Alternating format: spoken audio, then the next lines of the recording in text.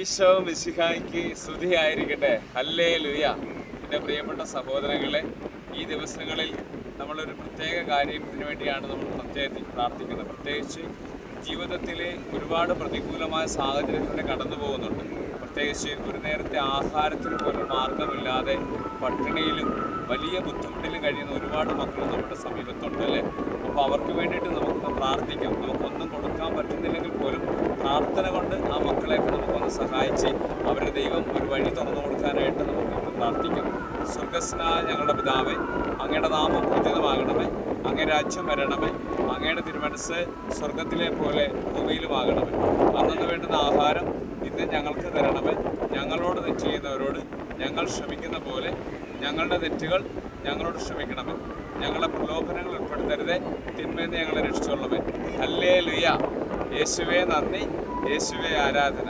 എൻ്റെ പ്രിയപ്പെട്ട സഹോദരങ്ങളെ, ഇന്ന് നമ്മൾ ധ്യാനിക്കുന്ന വചനഭാഗം മത്തായിയുടെ സുവിശേഷം 25-ാം അധ്യായം 42-ാം തിരുവചനം. എനിക്ക് വിശന്നു, നിങ്ങൾ ആഹാരം തന്നില്ല. എനിക്ക് ദാഹിച്ചു, നിങ്ങൾ എനിക്ക് കുടിക്കാൻ തന്നില്ല. ഹല്ലേലൂയ.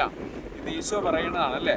ഈശോ തൻ്റെ സ്വർഗരാജ്യത്തിൻ്റെ അവസാന വിധിയെക്കുറിച്ചും അന്ത്യവിധിയെക്കുറിച്ചൊക്കെ പറയണ സമയത്ത് പറയുകയാണ്, എനിക്ക് വിശന്നു, നിങ്ങൾ എനിക്ക് ആഹാരം തന്നില്ല. എനിക്ക് ദാഹിച്ചു, നിങ്ങൾ എനിക്ക് കുടിക്കാൻ തന്നില്ല. അപ്പോൾ ചിലപ്പോഴൊക്കെ നമ്മുടെ ജീവിതത്തിൽ ചില ആളുകളൊക്കെ കടന്നു വരും.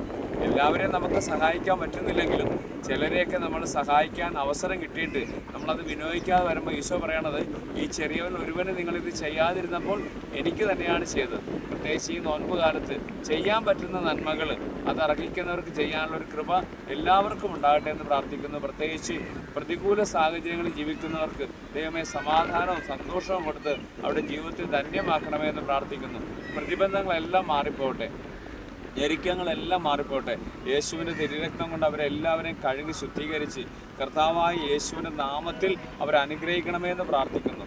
പിതാവിൻ്റെയും പുത്രൻ്റെയും പരിശുദ്ധാത്മാവിൻ്റെയും നാമത്തിൽ ആമേൻ.